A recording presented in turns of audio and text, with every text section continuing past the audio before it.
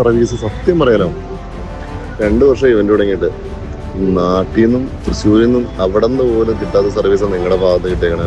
ഒന്നും പറയാനില്ല. ഇച്ചിരി ഉറക്കം ഉളച്ചെങ്കിലും ഇന്നലെ 3 മണി 4 മണി ആകുമ്പോഴത്തേക്കും 3-3:30 ആകുമ്പോഴത്തേക്കും അവർ വന്നു, ഞങ്ങൾ കയറ്റി വിട്ടു.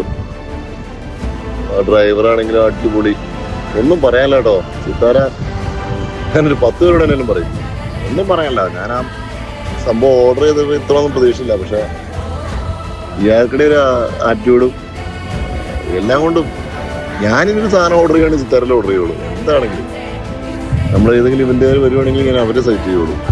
അത്രയ്ക്ക് നല്ല സർവീസാണ് സാറ്, ഒന്നും പറയാനില്ല. പക്ഷെ പ്രോഡക്റ്റിന്റെ ക്വാളിറ്റി ഇവിടെയൊക്കെ ഫ്ലൈവുഡിൽ ചെയ്തതിനുള്ള കാര്യം വരും.